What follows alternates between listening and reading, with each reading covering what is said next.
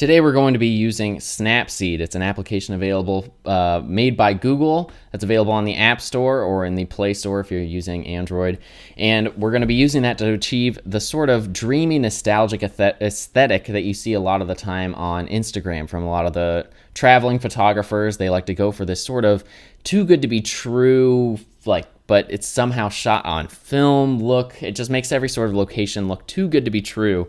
And some of them go way further into this to where they're adding in artificial elements. They'll add in, birds that aren't there. They'll add in clouds that were not there. They'll replace the entire sky. They'll add in fog to make it look more intense. They'll add in beams of sunlight and light flares and everything. And you can do that, but we're not going to be doing this here. We're just going to go for that sort of aesthetic that sort of makes it look vintage, but not, overdone to the extent that it just no longer looks like an actual photograph.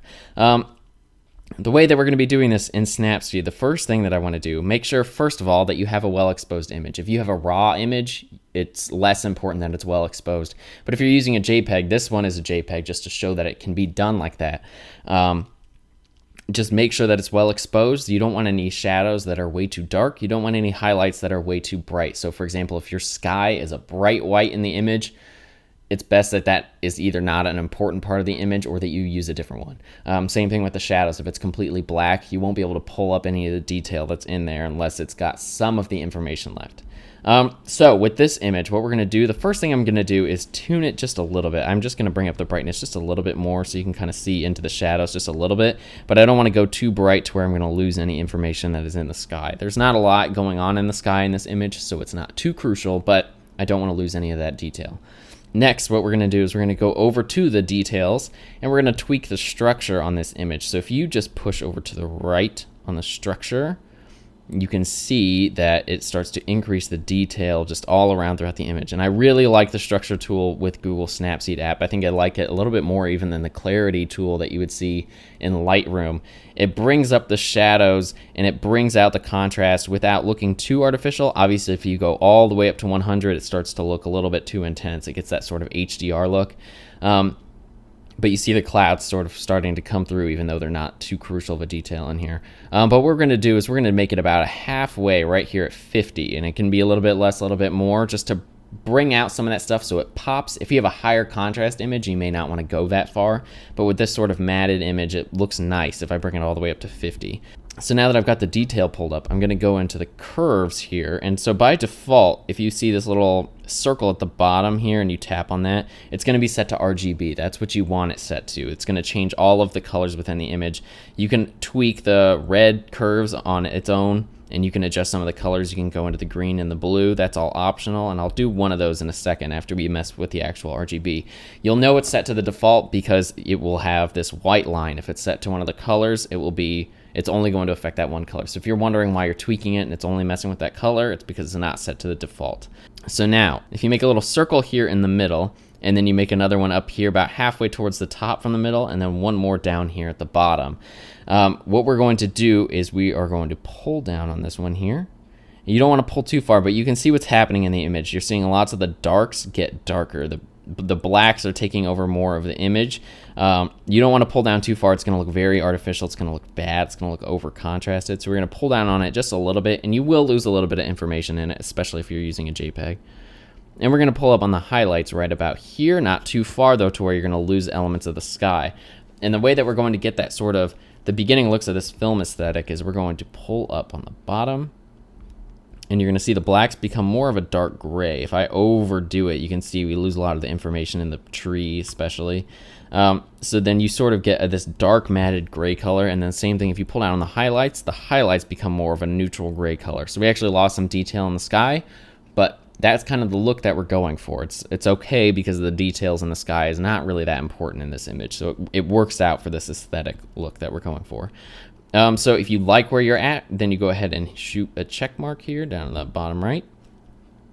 And then this next little part here is optional. If you go back into the curves, you can mess with one of the colors and it'll give you an even more of a sort of filmy look, especially with an image that has lots of green, lots of naturey looking things. What you can do is if you tap on the red curve and you make the same sort of little S shape, if you pull down on the bottom one, if you look at the greens while we do this, they become a lot more green. They look a lot more of a foresty color. You can overdo it if you really pull down.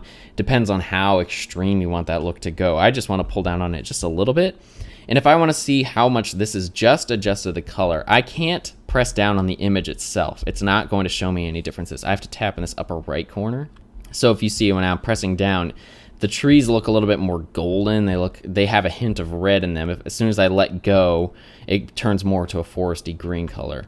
And so that's how you check where you are so far with your one adjustment. The second that you hit the check mark, if I say this is good, this is where I want it to be, I'm actually going to lift it up just a little bit. I don't want it to be too intense.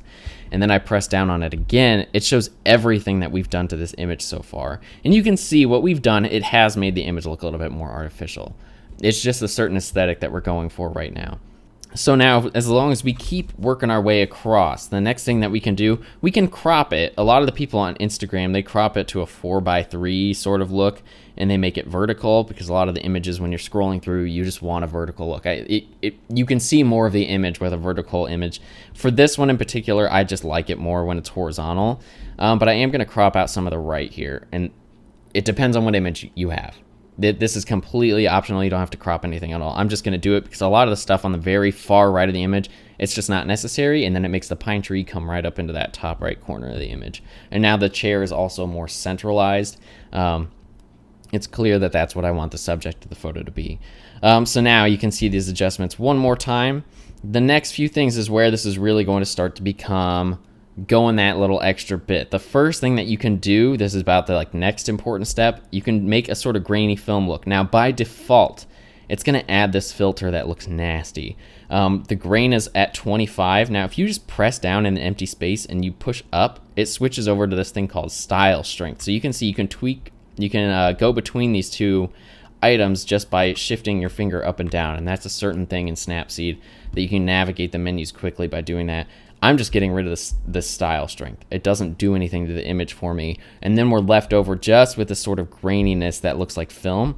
I think it's a little bit too intense. I usually drop it down to a little bit below 20, something like that. And then you pull out and it sort of gets that grainy look that you would get from film as well. So now we can see the changes added in with the grain in the background. Now, if you want to go for that dreamy look, this is one more step in that direction. What you can do is you can use a brush tool, and you can switch it over to exposure here on the bottom. And what I usually do is you can change which exposure you were set to by tapping on these bottom arrows. So right now it's set to -0.3, which will darken the image. If I go anywhere on it and just paint it in, it's going to darken it down. And I can reset that by using the eraser exposure, and I have to go over all those spots of the image. Pardon me for using a phone right next to the microphone. That's what that wiggling sound was here. And so you can clear out any of the things that you've done there. What we're going to be doing is we're actually going to brighten part of the image to give that sky a little bit more of a dreamy look that you can achieve just using a brush tool. You have to be careful because it can look fake really quickly. If you do too much on the foreground, it will look really fake. So you have to be kind of careful to avoid the stuff that's in the foreground, but you can't get up close to it with a really high intensity brush because it gets like that halo effect that looks really fake. So now what we're going to be doing, we're going to go back. I'm going to erase what I did right there in the foreground.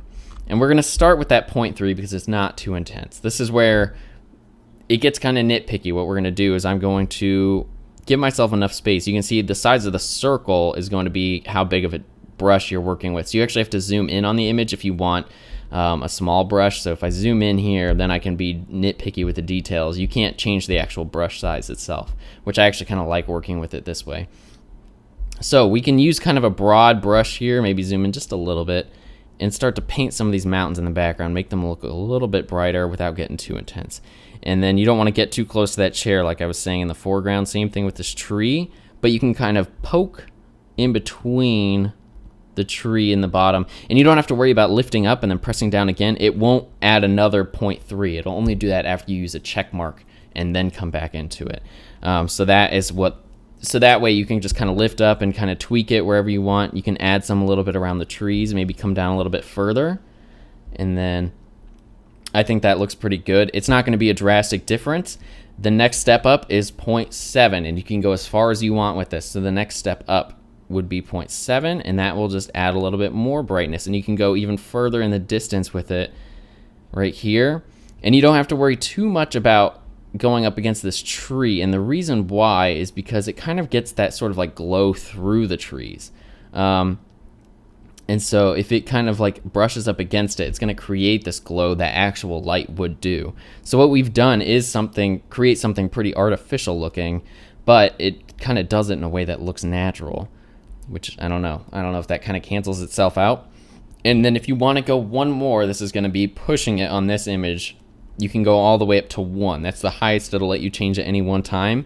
And I might go in a little bit closer. I don't want to get too close to the trees here, and just kind of coast over the mountaintops. Just like that. I feel like Bob Ross right now, making these little tweaks to a little natural painting. It's some would say you're ruining it, Bob, but there you can see these like slight adjustments. It really just makes those mountains look mystical off in the distance. You can just barely make out the mountaintops, and you may want to make some slight adjustments. Maybe come down here with the 7 brush, so that way the 7 brush. Now I'm literally saying brush sizes like I'm Bob Ross. So that way you can make sure it looks natural. It follows the shape of the mountain. That's another thing that's sort of important. So this is really how we're going to get that overall aesthetic.